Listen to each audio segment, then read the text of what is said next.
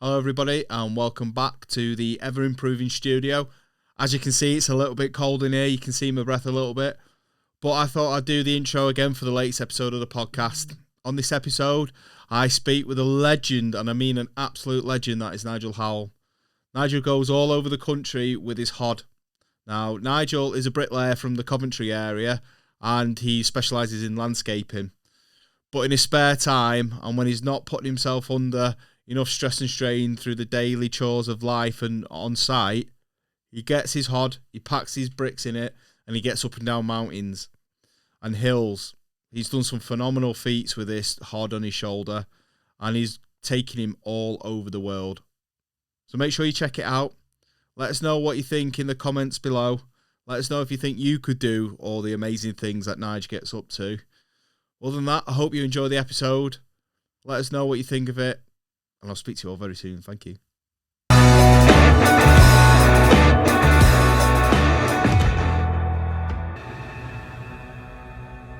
Hello everybody and welcome to another episode of the NYH podcast. And on this episode I am joined today by a fellow brick lover. I think he takes it to the extreme though. This is Nigel. Nigel, nice to meet you, mate. Hi Dean, pleased to meet you. Alright, how are you? All so, good. bricklaying. Let's talk about bricklaying. Obviously, Yeah. we're two bricklayers here in here, but you've taken it to the extreme of everything that you do, don't you?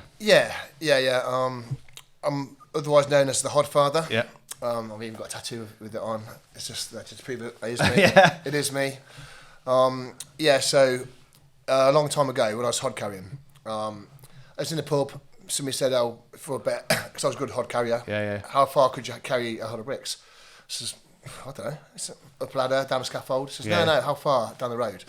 So, I don't know, mile, Yeah. 2 miles, and it sort of built up. And then there's a race from Warwick Castle to Kenilworth Castle, 10k race. Yeah. He said, why did you do that? I said, yeah, a few pints of Guinness, yeah. Yeah. So, as you do, So there was that start line, got a load of sponsorship. And there was with 400 people standing there with the HOD of bricks, like what am I doing here? Anyway, long story short, it's all in the papers. I raised quite a lot of money. Excuse me. Then 10k did that in about 82 minutes, whatever. It's really good. But at the end of it, because it's all on one shoulder, Yeah. I couldn't even pick a pint of Guinness up. Yeah. I was knackered. I said, right, that's it. I'm done. I proved the point. Yeah. I'm done. So that was last thing I did for ages. But then, probably about 6 years later, a friend of mine he got cancer and he died, unfortunately, skin cancer, because he's a sun worshipper. So just be careful with that one. Anyway, so I want to make some money for him, get cancer research, whatever. So Ben Nevis had never been climbed with the HOD of bricks, highest mountain in Great Britain. Yeah. So why not do that then? Why not have a go at doing that? Yeah. So yeah, raised, I don't know, maybe $7,000, $8,000. Everybody got on board because he was an architect. Everybody knew him. Yeah. Lovely bloke, Ian. Yeah. And there was at the start line again. Ben Nevis did that. So 2 hours 22 minutes that was Really? to top Ben Nevis HOD of bricks. Yeah. But then that was all on one shoulder again. Yeah. And I was like, God, it's a bit of a killer. Yeah. So I thought after that, I thought, wait, I've done that now. That's the highest one I can do. But then I don't know. It's just sort of a couple of years later. It's 3 peak challenge. Yeah. So I thought, I might do that then. But if I'm going to do that, Yeah. I need to train both shoulders. Yeah. It's like playing pool with the right. Yeah. Trying to train yourself with the left. It's Yeah. trying to carry the whole bit in the left. It's just a bit weird. Yeah, it is, yeah. But I trained myself. I was out in the fields every night, training it so I could pick it up and just so you just get used to it. So there it was. So so raised loads of money again. It's for a baby hospice in Coventry. Called Zoe's Place. And basically, what these bricks, they got the kids painted the bricks. So I thought, why not get the bricks sponsored by companies? So at the time, it was £250 a brick. Yeah. So the kids painted them all, and I took them up there, did the 3 peaks in 22 hours, 22 minutes, did all that. And then I give the kids' parents had the bricks back, or the company who sponsored a brick. I kept 3 back, or I want one for myself, and I got 2 spare. Yeah.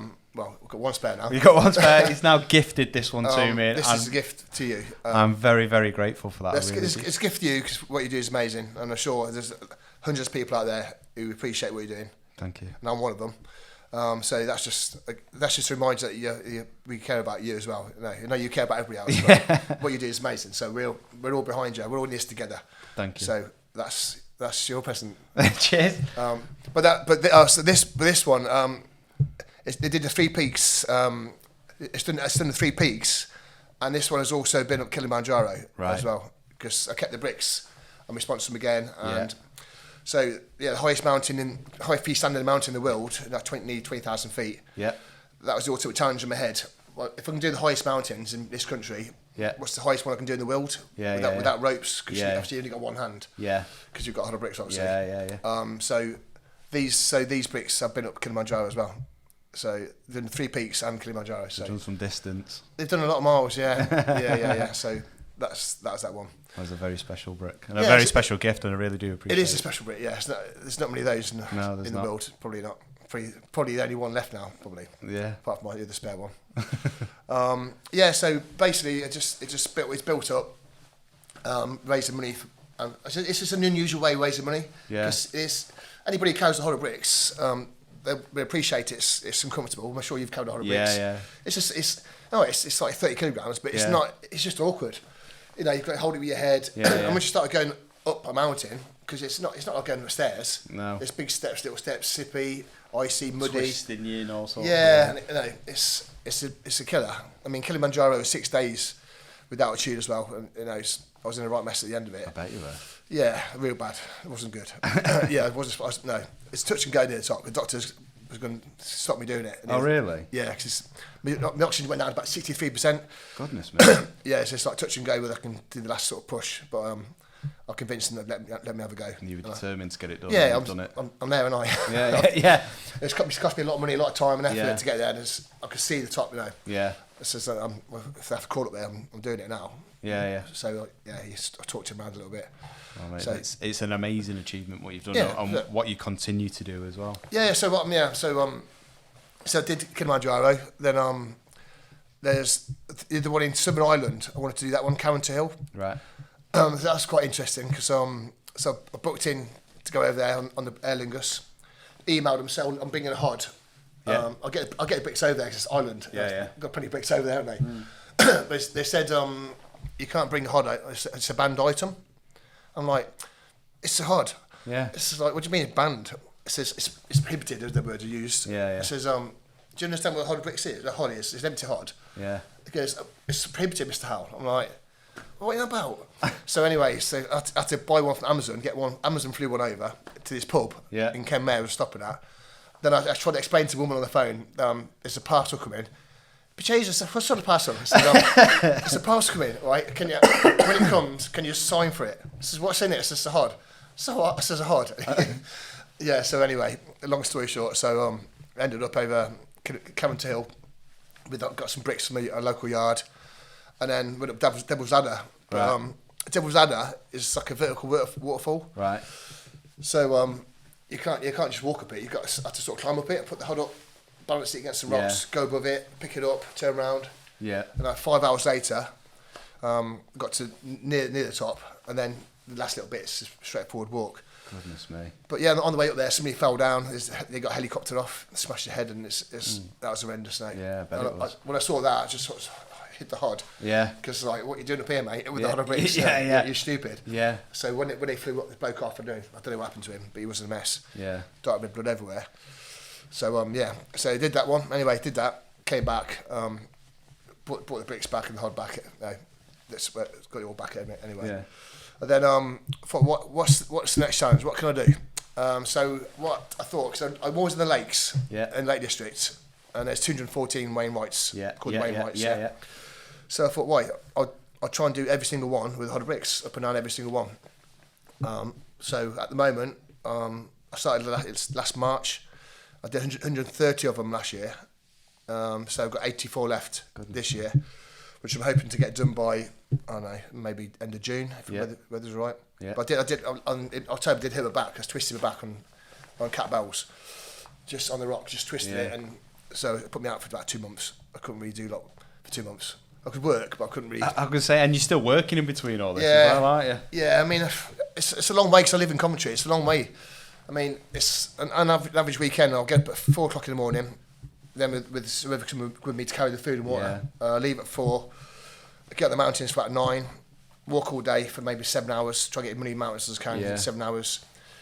Go to sleep, get a hotel, go to sleep, get up in the morning, maybe try and do another 2 or 3, then drive back, get home about, 6 o'clock at night. I'll try and get a bit of sleep, and then Monday morning, back to work, a little bit sore and knackered, and it's a mission. So even to do 10 on a weekend, it's a proper mission. Even to do 10 in a week, it'd be an achievement, wouldn't it? Yeah, it's tough, really tough. But at the moment, I'm over halfway doing that. What gives you the drive and the determination to do it? Because I'm sure there's been some dark times when you're up these hills, like you were saying about Kilimanjaro, when you're at 60-odd% oxygen saturation, and you're like, I just need to give up.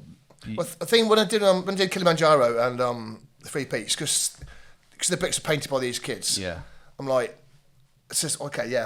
I've got a temporary pain, but these kids might not live to see the rest of their lives, And imagine the pain the parents are in. Like, so compared to what I'm doing, it's nothing really. In the grand scheme of things. Okay, I'm struggling. I've got pain. Every time you pick it up after 2 hours, it's like everything's telling you to put it down because it's hurting, but it's only temporary. As soon as HOD's down in the car, it's like bang, pain's gone. So it's not a problem, is it? So I know it's going to end at some point. But with the kids, they're going to struggle. When this challenge I'm doing at the moment from Wind Over Mountains, which is basically getting people in nature. People are struggling. They take them out into nature, and they have mindfulness sessions, some counselling, and it's fantastic. I've been on the one weekend to see what it's all about. And then obviously they've got mental problems, It's an illness. And they've got an illness that they need treating, but they've got pain all the time. So whatever I'm doing, it's only like 8 hours of pain. Then it's like boom, it's gone. I can sleep at night now. Go to sleep, have good sleep. But obviously people are struggling. Probably can't do that. They can't switch off. So I just relate it to what they're going through, and it's like in reality it's not that, it can't be that bad because it's Monday morning. Okay, it might be a bit sore and that, but unless I've twisted my ankle or hurt my back or something. But even that'll heal after a few days, won't it? Yeah, exactly. You know what I mean? So I've had my demons. This sort of helps my demons being able to go out in nature.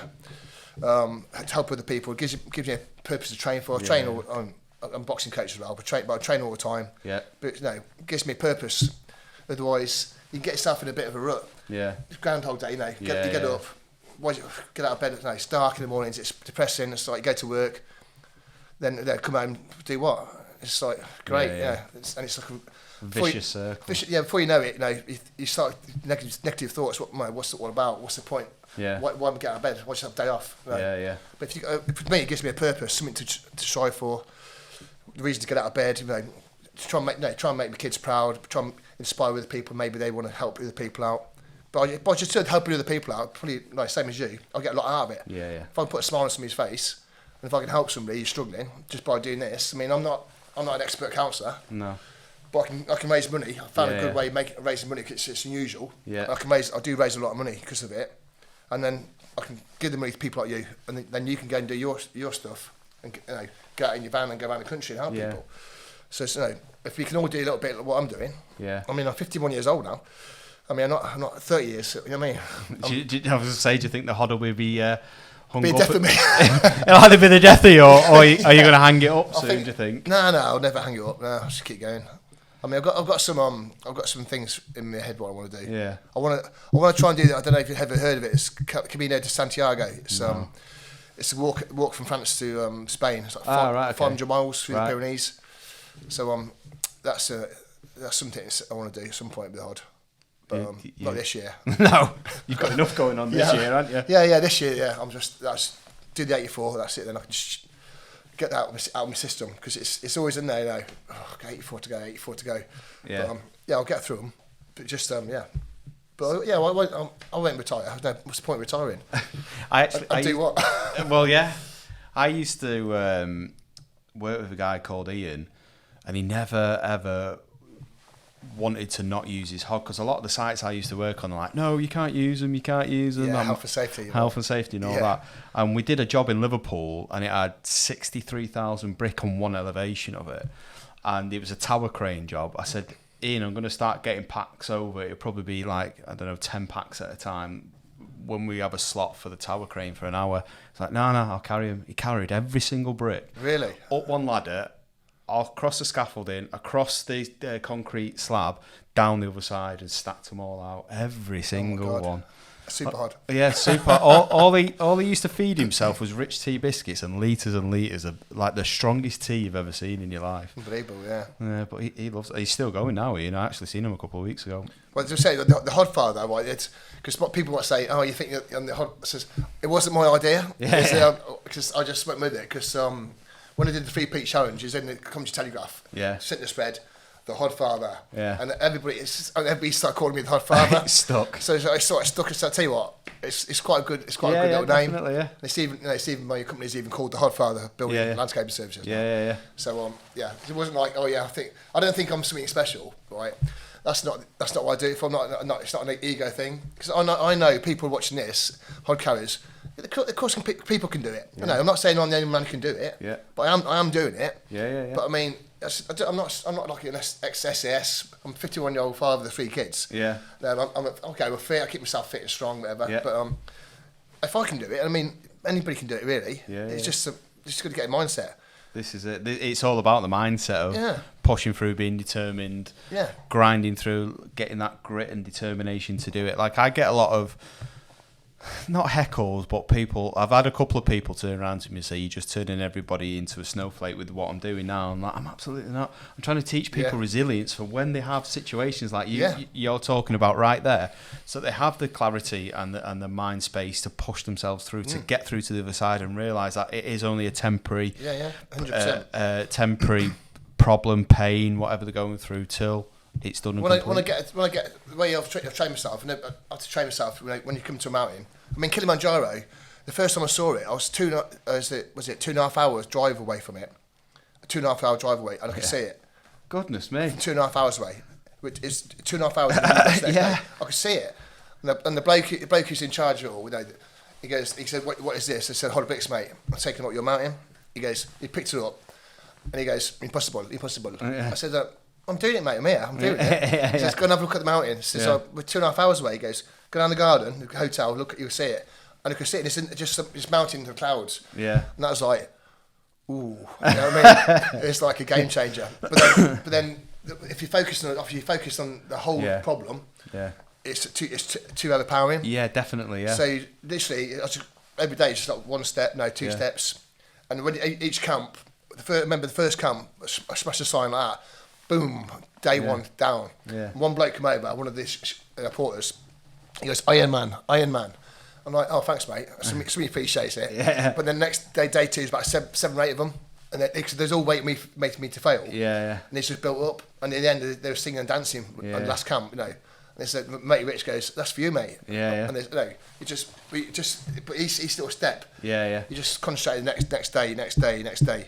And even when I'm in the mountains, what I do now, I just count to 100. Yeah. Whatever I'm doing, go up a mountain, 100, just count 100, swap shoulders, 100, swap shoulders. Just takes the mind off. Yeah. I don't keep looking up thinking, oh my God, look how far away it is. Oh my God, I can't get there.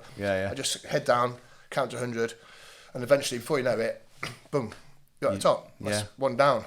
Have a little rest, have a cup of tea, whatever, then let's go again. Yeah. That's definitely a thing that people can take into their lives, because people can massively be overwhelmed by whatever's going on in their life, and they could be looking too far into the future and not looking at putting one foot in front of the other.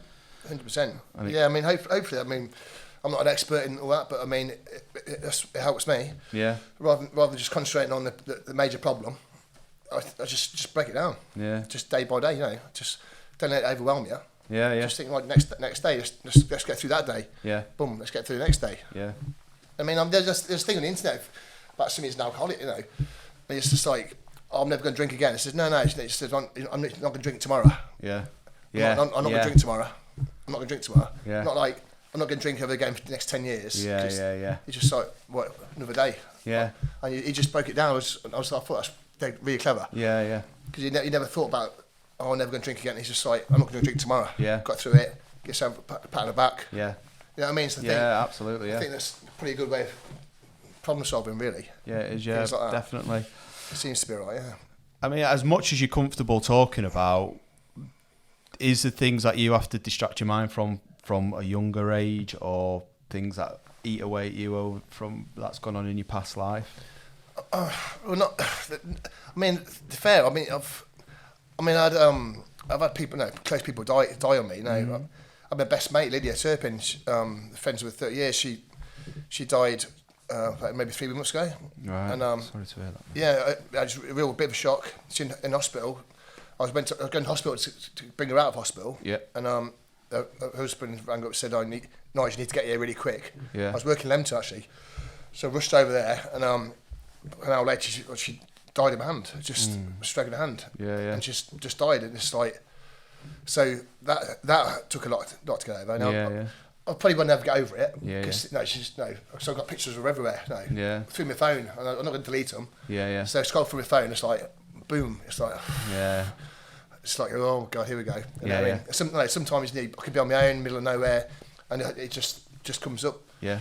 You have a bit of a moment. Then you think, what would she be saying? She'd be saying to me, come on, just get on with your life. Stop pissing about. I'm like, yeah, I can hear her voice now, so you just crack on. Yeah. But yeah, I mean, I've had an easy life. No, my first job was a sorterman. Oh really? I was in the abattoirs killing animals for a living. I left school just at 16, 14 GCSEs, went straight in abattoirs. I did that for 5 years. It was working, killing animals at 6 o'clock in the morning till 5 at night, half an hour dinner break, that was it, flat out, which it probably gave me resilience, because it's horrendously hard. Yeah. So when I stopped doing that, because it's just knacking myself up, then I went into hod carrying. And when they said, "Oh, we've got space for hod carrier," I'm like, "What's the hod?" Yeah. I said, "Yeah, mate, I'm all over it, mate. Yeah, I'm pretty good at hod.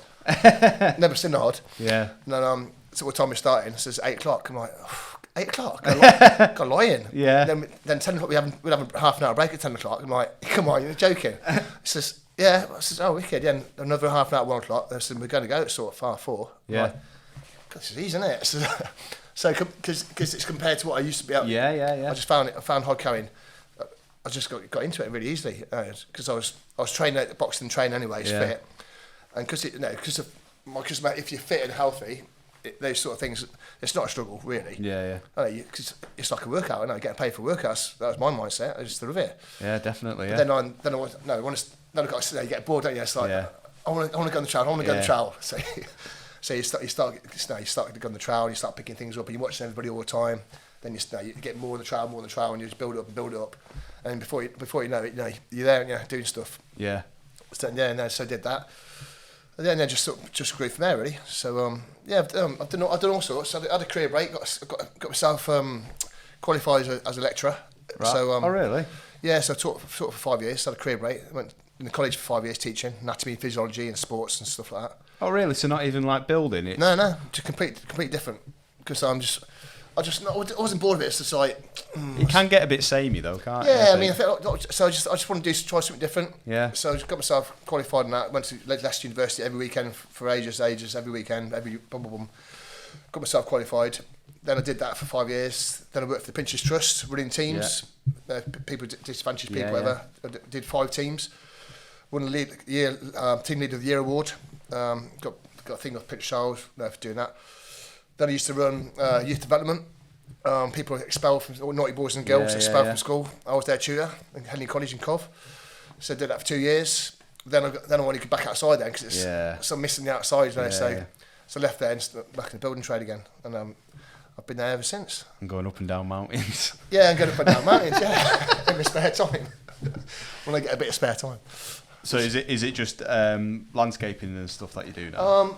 Well, I've been laying bricks this morning actually, as it goes. But I specialise in landscaping because I've done a lot of extensions, renovations, a lot for years, and it's just the hassle. Yeah. It's just because you're on the trades. Yeah. You know, whereas carpenters don't turn up, or sparky, or the plasterers, or plumbers, and it's all on you because you're project managing it. It's a phone call with headaches.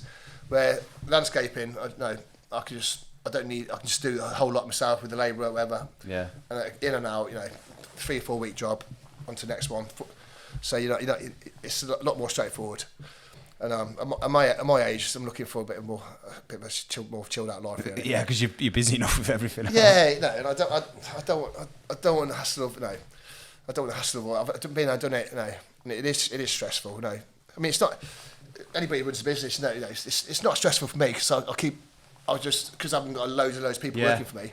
It's quite small, and I can keep on top of it quite easily. Yeah.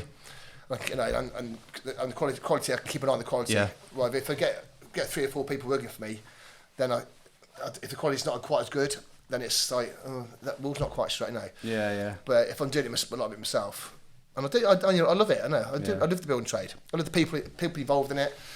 No, it's the banter. No, I love it. I've always loved it. No, it's a really hard industry. Yeah. And it is tough for everybody. No, when it's freezing cold, raining. It's hard. Yeah, yeah. And you have to be resilient. You have to get through it. Those days when you sit in the van, it's not earning money because it's pissing down rain. Yeah, yeah. And it's like, oh God, I need the money. But you have to just get through it, don't you? Yeah, you do. There will be sunshine at some point. Definitely. Then you might have to do a little bit extra work in the summer, maybe, if you can. I don't think it's stopped raining since November at the minute, has it? I mean, yesterday I was out and it peed it down for most of the day. Yesterday I was like, I can't do that, I can't do that, I can't do that. No, you know, it's when you're halfway through and you haven't pointed at the brickwork and it starts pissing down rain. Like, come on, just give me an hour. Yeah. Just give me an hour, please. Yeah. You cover it all over, you sit in the van like that. I've got to get out of this, I've got to point it up. Yeah. And it's just a nightmare. Engineering brick are the worst. Well, I'm doing this wall bit, not engineering, but they're really hard brick, and they're not stuck up with water. Yeah. And it's like, oh God, it's 4 hours and it's still not, oh fuck's sake. You want them in the summer, but you always end up laying stuff like them there. I did an extension last summer in similar brick to those LBCs, and they just sucked the life out of them all. And I was just, you can't move them, can you? You do 2 course. You put 2 course on, and then you got to go and joint it up or point up whatever the finish is on it, and then you start again, and it just slows. It's funny when it's really dry. You put them in bucket of water. Yeah. And you literally pull them out. Yeah. Otherwise you can't lay them. Literally, you have to lay one at a time. Yeah, you do. Put it down really quick and. Oh God, it's a nightmare. Yeah, I think people don't realise that as well, because when you're doing stuff like that, it can eat away at you. Yeah. And you think, oh, for God's sake, I just want to get on and do this, but you got to slow it down. I mean, like you were saying before, you're always full on and you never stop, and you go in all the time. You speak fast. I'm surprised anybody can understand what I'm saying. And you find yourself, you have to calm yourself down with doing stuff like that. Yeah. I've always sort of I've always been like that. I'm always thinking ahead. Yeah. No, even at school, I was always like, teachers say, slow down. It's just, look, I'm thinking about something else. Yeah. But I've slowed down a little bit. But I'm always rushing to do something. You know what I mean? And I know I need to chill out and relax if I can. But a relaxing holiday for me is just walking up and down mountains. I can't. I've been to nice places and that, but it's still a sun lounger. Half an hour I'm bored. I'm exactly the same. I'm just like bored. I'll go for a walk. Yeah. And the ex-missus should be, or whoever's with me at the time, whatever. They'll sit there all day and sleep all day. I'm like, I can't be doing it. I'm going to need to go do something. Yeah, I'm definitely the same as that. Lou, my wife, would sit by the pool all day long. Yeah. I can't do it. I've always got to do it. I prefer going on a city break and just walking around the cities and stuff like that. Or exactly like you say, getting out in it. I mean, I'm pretty fortunate where I live. I open my front door and I'm in the Peak District. So there's tons and tons of stuff that I can get up to. I love the Peaks. It's nice, isn't it? Yeah, there's tons of stuff. You'll have to come up and go for a walk. We'll go up Shetlands Low or something like that. I've been around Lady Bower a few times. Yeah, Lady Bower's not so far from my house, Yeah, I've been up there a few times. It's amazing, isn't it, when the water's coming over the top. Yeah. Fantastic, isn't it? They did a lot of, so you've got Lady Bower and you've got Goyt Valley and all around there, and they did a lot of the... is it all castles? Yeah. They did, the bouncing bomb. They did a lot of the testing for it. Trained that, yeah. There's a top bit. There's a memorial up there, isn't there? Yeah, there is. Yeah. Yeah, there's a memorial. And then if you go over towards it's sort of in between Glossop and Sheffield. There's the Snake Pass. Yeah, on the Snake Pass. If you go off the Snake Pass, there's a World War II plane, a bomber crashed up there, and you can walk around all the. Yeah, I've heard about that. I've been up there, but yeah, I've heard about that. So there's tons of stuff to keep me entertained. Like I haven't got enough going on anyway, but. So much you're busy. Yeah, you're busy boy, getting busier and busier and busier, and do you know what? I absolutely love it. I absolutely love it. Bricklaying's been good to me. It's provided for my family. It's given me a career that I am very proud of, and I can turn around to people and say I've been part of all these amazing teams, but nothing gives me job satisfaction like I'm doing now. Yeah. And it's just great to be part of it. I get to meet amazing people like yourself and get amazing gifts like that, and that is going to be cherished. That you'll see that turning up. That's the one off unless anybody. Well, it's the only one. It's only the one who will, because that kid who painted it. I don't know if they're still here with us now. That's not a question really. Yeah. Because it is the hospice. But it's unique. Yeah. It's the only one in the world is painted by that kid. Yeah, and it's exactly. Been on Three Peaks and Kilimanjaro. It's been to places I've never been. It's been in a suitcase, because when upon getting 12 bricks to Kilimanjaro in Heathrow Airport. So I had a suitcase full of bricks, one full of clothes, sleep bag, everything you need. And there was about 17 people going on it as well. Yeah. I didn't know any of them. But so we got to the airport, I said, oh, hi, I'm Nigel, you're taking the 100 bricks? Yeah. I said, do you mind putting one of these bricks in your suitcase? And initially they're like, oh yeah, of course I will, yeah. So I was there, there's all wrapped up. I was there with a suitcase, handing out these bricks, waiting for the police to come and say, mate, what's in your bricks? Yeah. But they had to hand them out to everybody, and then they took them over for me. Yeah. Until we got to the other side, obviously. The whole went separately in a big fragile block, whatever. And then they brought them back for me in the suitcase, and I put them back in the suitcase and bring them back home. Yeah, these are all the things people don't realise, the logistics side of it, getting stuff over there. Yeah, I mean, otherwise, I got. Because the thing with the HARDHAT, it went separate, it went in the hold, whatever. Yeah. So I was like, it didn't turn up with the suitcase when I got to the airport. I was like, well, where is it? It says, they're going to send it to the hotel. I'm like, well, if it doesn't make it to the hotel, it's all off. It cost me about £4,500 my own money to do the whole challenge. Goodness me. I don't take any money out. Anybody sponsors me, I don't take any money out. It's all the hotel, everything comes off my back petrol. That's my thing. Yeah. I don't take any money out of the pot whatsoever, including coming out of gyro. So I'm there, and if it doesn't turn up, what? It's off, isn't it? I've got all these people sponsoring me thousands of pounds, like. Yeah. But so I was waiting, and eventually it turned up. I was like, oh God, the relief, because I've got the bricks, but no HOD. No, but it did turn up eventually. Yeah. But yeah, but I put it on the Instagram this morning. So on the way back through, I got the HOD, and I lost the box. And I went to get out of Kilimanjaro, the airport. I'm not sure what airport it was now. It was a real small airport. Yeah. I said, you got to wrap it up. I said, what do you mean you got to wrap it up? And yeah, those machines. Yeah. So he said, there's two lads sitting there like doing nothing. I said, hey mate, I said, this one needs wrapping up. They're like, look at it like that. How are we going to wrap this then? Because when it spins round. Yeah. So they got like a beer box pretty round the top of it. And then this thing was going all over the place, and they wrapped it.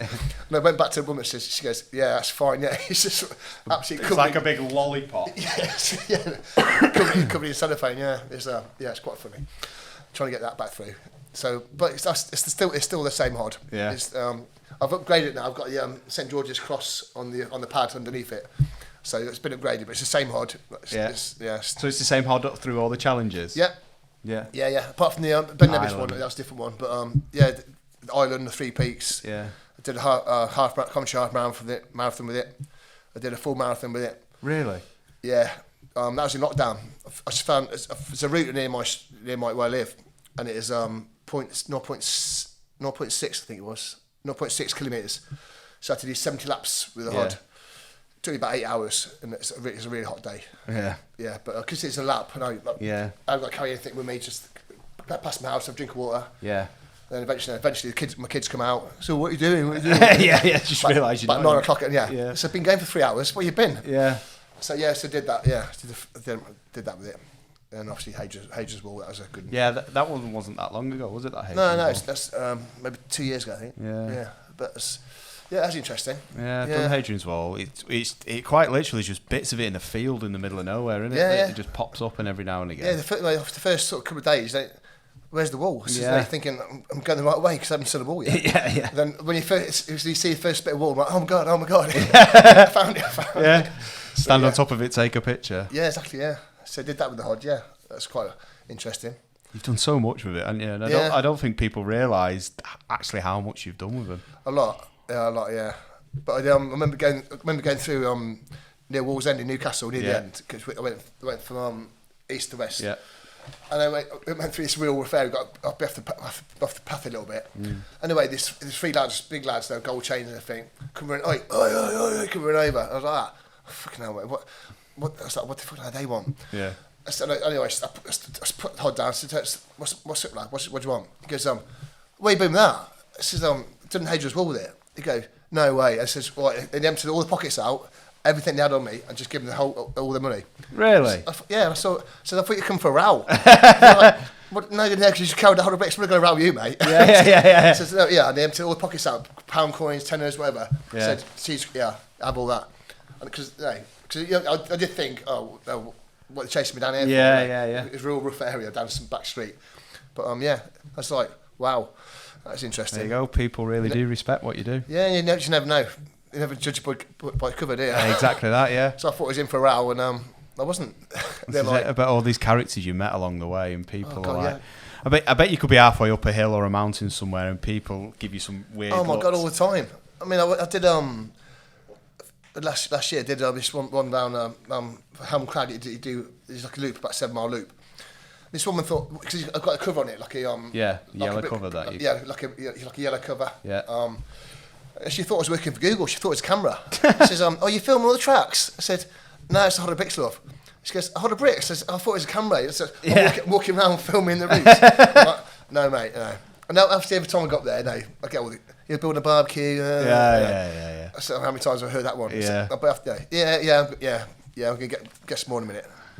Yeah. I'll get some free looks, you know. People want to go with it. Can I have a go with it? I said, yeah. And they have it about 10 seconds like that. Get it off me. Get it off. Get it off. So, I see some lovely people there. You know? People there just give you tenors up there, fivers. Oh, that's good. Yeah, a lot of it. Yeah, a lot of... Yeah, some people, like, you walk past them, they just look at you, like, just put the head down. Like, I'd be intrigued if I was walking the other way. I'd be intrigued, like, what are you doing with HOD bricks, mate? Yeah, I'd just be intrigued, but they just look at you, I don't even speak to you. It's but each their own. I always find it a bit weird. It's like, don't you want to know what's in there, mate? So I do meet some characters. Yeah, definitely. And it's funny. I'd end up with cauliflower ear. Every time I use a HOD, I always end up smashing it on my ear, and I'm like, I think that does me head in more than carrying the actual HOD. Yeah, it's just so awkward, isn't it? Yeah. I mean, but you just get used to it now. It's just I'm that used to it. It just becomes part of me. Yeah. I put it on. I'm just used to the feeling. Yeah. If something you haven't done it before, somebody it's going to feel awkward. Yeah, it is. Yeah. You know, if you any HOD carriers out there, they'll after a while you don't even think about it. You just put it on, up the ladder, whatever, down you go. Yeah, you just get used to it. No, you lay in bed sleep. Yeah, I'm stroking it. So I love you. Or not? Yeah, not. Well, Nigel, it's been amazing talking to you. Thank you very much for coming on. I appreciate everything you do. It's amazing. You and Lee, it's fantastic. Thank you. I'm privileged to be here talking to you. Honestly, I am. Well, thank you. I really, really do appreciate that too, mate. But thank you for my gift. And if you haven't already, I'll put Nigel's details in the description below. You can give him a follow and see what he's up to. He'll be up some hill or mountain somewhere with a HOD. I've got a few more. Anybody wants to join me, feel free. There you go. If you want to go out on a training walk with him. You know, come and see an old man with a HOD of bricks having a go at some mountains. Yeah, you can chase him around. More the better. And then maybe have a few beers afterwards. Yeah, definitely. You need them afterwards. Yeah, in front of a log fire, especially this time of year. Yeah, definitely. Do you have any links for where people can donate to you? If you follow me on the HODfather 666 being because it's not the devil on my shoulder. Yeah. But on there there's the Just Giving link on there. If anybody wants to donate, it's going to Minor Mountains Mental Health Charity. Yeah. It all goes to that, every penny. Absolutely. So I'll get that link and I'll put it in the description below. Please share. And if you do want to come up, more the merrier. No. Absolutely. You haven't got to carry the HOD unless you really want to. Unless take it from me. Unless you're desperate to carry it. They're not that comfortable to carry, but No, and there's some good. I've got some really good routes still left to do. Like some really long ones. I can feel him asking me in a minute. So when are you joining me on the next one? Yeah, it's still really hard over there. But thank you very much for everybody watching this episode. Let us know in the description below if you think you could carry a hod up and down all the mountains that are around here, never mind Kilimanjaro. But thank you very much for everybody that has been listening and watching. If you have watched it, head over to give it a listen on Spotify and Apple Music and Google and all the other good places that you can get it from. Other than that, thank you very much, and I shall see you on the next one. Bye for now. Bye for now. That's Mr. Bowler. Mr. Bowler. Thanks a lot, mate. That's mate. That's good. That. It's nice to talk about it. I never get to talk about it. You know what I mean? Because people the camera didn't overheat, which was good. Yeah. Overheated on the first